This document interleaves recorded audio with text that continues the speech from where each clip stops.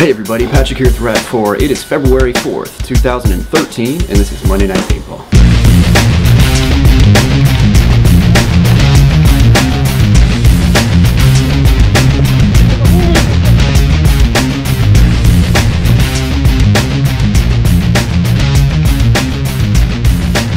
Alright guys, time for some paintball news and industry trends. Up to this point, DNA evidence has been used to solve a lot of crimes. Most of the DNA from the suspect left at the crime scene, but there looks to be a new development in the criminal justice system that actually plants DNA on a subject to find them later. This system was built by Select DNA, a company in the UK, and the way it works is that you fire a paintball with DNA in it on a target, and later on you can use black light to see who you shot. This can be used during riots to figure out who was there or who was at the scene of a crime. They're marked later, and the mark lasts for about 2 weeks. So you're able to scan a bunch of suspects and you can catch them red-handed or DNA-handed. It's pretty interesting though, paintball used to solve crimes. There's a pretty big event going on in Nova Scotia called Diefenbunker, and it's being put on by CDA Paintball. It's on March 9th and 10th. They're expecting about a 200-man turnout. There's 64,000 square feet of paintball field there to play on. There's a bunch of rooms and corridors. It's multi-storied. This facility is really cool. So if you're in the Nova Scotia area and you're looking to play some paintball on the 9th and 10th of March, you should definitely go check this out and send us some pictures and videos so we can put it on our Facebook page so everybody can see how much fun you had. Looks like Karmatech has announced pricing for their SAR-12 platform. You guys saw this at Paintball Extravaganza 2012. So did we. It's a very cool marker. It's a sniper style gun. It looks like the base model is going to be $830, and then the whole kit would be $999, and the additional magazines are $39 each. So for those of you who are going to get your hands on one of these, we would be very interested in seeing pictures of it, especially performance and actually having it play on the field. This is one of those cool markers that's coming out. MagFed's blowing up. We're seeing companies like Dye, that's mostly Speedball, get into the MagFed game. Other MagFed companies that have been in the industry for a long time are just increasing their product line. We're coming out with like 4 or 5 products this year. It's pretty cool to watch all this stuff happen. So congratulations Karmatech on making a big step and announcing your pricing. Good luck to you. Hopefully your markers perform as great as they look.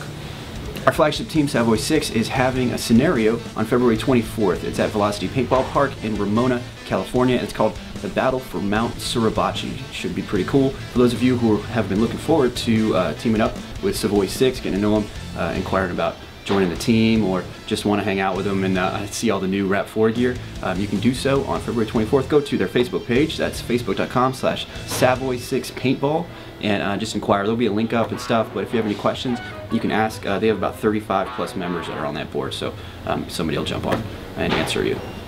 MKP2 has been released. For those of you who haven't heard, it's now available for sale. We released it first as a bare aluminum model. For those of you who didn't want to wait for us to powder coat it, if you just wanted to put on your own camel paint job or whatever, we see some pretty cool custom paint jobs on some markers. Maybe some of you guys would have preferred it, but now the black powder coated version has been released. So the biggest difference is between MKP2 and the MKP original.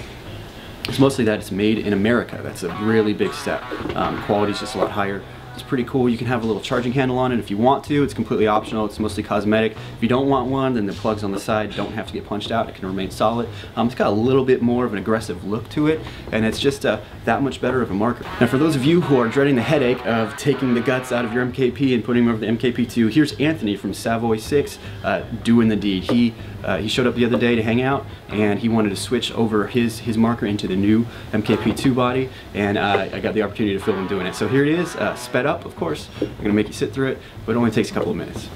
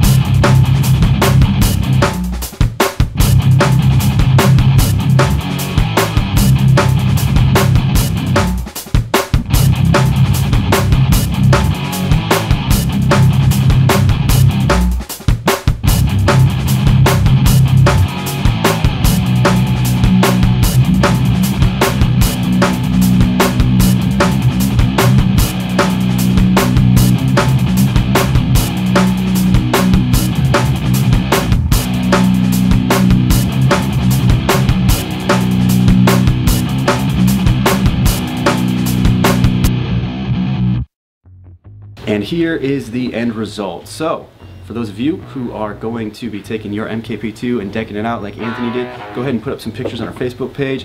I'm sure that I'll share it for everybody to see. We got about 22,000 likes right now. Most people see it when I post it, so if you want the opportunity to show off your handiwork, just go to facebook.com/rep4USA and post it up. Alright guys, for this week's tactical tip, I'm actually going to hand over the stage to Savoy 6. There's going to be multiple members this week. I'm going to go ahead and give you a little bit of mag-fed knowledge for you to use out there on the battlefield. For those of you who aren't familiar, Savoy 6 is our flagship team. They operate in Southern California. They comprise mostly of veterans, and they're very involved with veteran charities. So, with no further ado, Savoy 6. Hi everyone, this is Smurfy. Today I want to tell you a little bit about using a pistol on the paintball field. Now, when I first started to play paintball, my husband always carried a pistol in a leg holster, but I was intimidated by it. I was concerned. I was, getting my skills together, and I thought it would just be too much, too bulky. I'm a smaller player, but I saw he was having a lot of success with it, so I decided that I wanted to give it a try as well. So the pistol that I use is a Tippmann TPX, and I'm not intimidated by it anymore, and at this point I wouldn't be caught without it. If you run out of air or if you run out of paint, having this comes in very handy. A lot of times players will hear that, you can even do it on purpose, say I'm out of paint, or they hear the noise that your air is out and they're coming, and they don't know that you're well prepared. The TPX is an excellent pistol for me. It's lightweight, it fits great in my hand, it sits in the holster very nicely. You can hook up a remote line if you want to, so you have plenty of air, you don't run out of air. Otherwise, the air just goes in right underneath the barrel. You pop a 12 gram right in there. It lasts for usually about 3 magazines. After the third, you may be able to go a half magazine more, but it's best just kind of to keep track of it, pop new air in at that point. I use it for being my secondary sidearm, and I also really enjoy in scenario play. I love it in scenario play because when you're playing a scenario game, a lot of times, especially with me being small, they like to have me, I don't have to duck very much, running behind enemy lines, doing quick missions, go and talk to this person, go get this, or playing the role of medic. Medic is probably my favorite role to play. If you're carrying something small, like a TPX, it's perfect because you're not bulky, you can move very quickly, you can react very fast. I mean, your body, you move very quickly. You can respond, easy pivot, you don't have to worry about having the heavy vest on, you don't have to worry about having a large paintball marker, and you can go for a long time, and it's incredibly accurate. I would say this shoots almost as far as my regular marker, and it may even be a little bit more accurate at times. It's a handy thing, I definitely wouldn't be without it. So that's just a little bit about my TPX, and hope you have a great time, and see you out on the field. Hey guys, it's Murph with Savoy 6. Going to talk about pistols today for your tactical tip.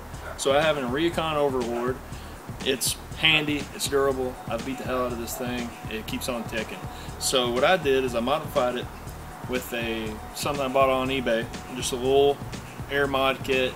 Just I had to cut a port out the bottom. So don't be afraid to modify your guns. If you're not sure how to cut metal, you're a little scared, there's plenty of guys out in the community that are handy with this stuff. I had to get a buddy to help me because I didn't want to slice this thing in half. So I just ran the line down, secured it on there with some screws and some shoe goo, and so now, one less thing to worry about. I don't have to stress about my air. I can run all kinds of fun little gifts.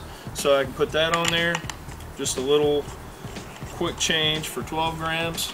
It's handy in a pinch. Also, if you want to use a remote line, you can. And if you want to get a little fancy, which sometimes we all want to get a little fancy, you can throw a small tank on there. And if you want to go for the carbine look, if you just want to scare the crap out of some walk-ons and challenge yourself in the process, boom, just a little barrel I put on there.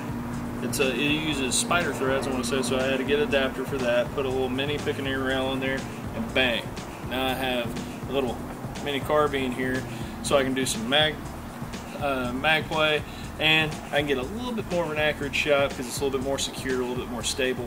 And if I want to get real crazy, now I can support it on somewhere and just take that perfect, well-aimed shot. So it's just something that I do, and not everybody has to, you don't have to, but to make it more interesting, which that's one of the reasons why most of us get into magazine-fed paintball, because you're bored. Hopper play gets a little boring, it's a little repetitive, it's like Groundhog's Day, same thing every time. But when you make it challenging for yourself, it's fun. And it's kind of handy to have a little standout, little sidearm, so when your main marker goes down a couple times, you know, the A5s have just been giving me heartache. I don't want to go home. I've only been on the field for like an hour. I don't have the right O-rings. The field doesn't have the O-rings. They're clueless because, you know, it's underpaid teenagers that really don't care about their job. Well, I pull this out. I don't have to rely on them or anybody else. I keep on playing, and it's just a little something fun to do on the side. So have fun with it. Post your ideas. Post your comments. If you have pictures of some pistols that you've modified, Kusha from Savoy 6, he modded out a really cool looking Tippmann TPX to look like a little carbine. I'm pretty impressed with it. I can't wait to try to coerce him and to let me play with it. So just post your ideas on the page, on the team page. We'd really like to see it and see how you're liking it and ideas and lessons learned, because some things, you know, there's not a manual for it. So if you figured out something that nobody else has, share that, because then the community gets stronger, better ideas, and just share the wealth. Thanks guys, and have a good one. Alright guys, that brings us to this week's topic of discussion, which is intimidating paintball masks. Are they worth it, or are they silly? I see a lot of guys with these really cool looking masks, some stuff from like that video game Army of Two. I've seen that out there. Also some other stuff. There was this guy that posted up some pictures of his custom mask that he made, and it looked just like Predator from the movies, and it looked like it took just a ton of time, but it ended up, looks like it blocked off pretty much all of the air holes in his mask, even though it looked sick. So I'm curious what you guys think about it. Do you think that these intimidating skull masks, alien masks, these crazy looking things, are they worth like the coolness factor? Do they really intimidate people? Are they that cool, or is it just blocking your view and blocking your breathing? Go to facebook.com/rap4USA and let us know what you think. Thanks for watching, everybody, and remember, Monday Night Paintball is your show. We make it from the content generated from our Facebook page, so if there's anything you'd like to see in next week's episode, just go to facebook.com/rap4USA and let us know. Looking forward to hearing from you, and we'll see you out there.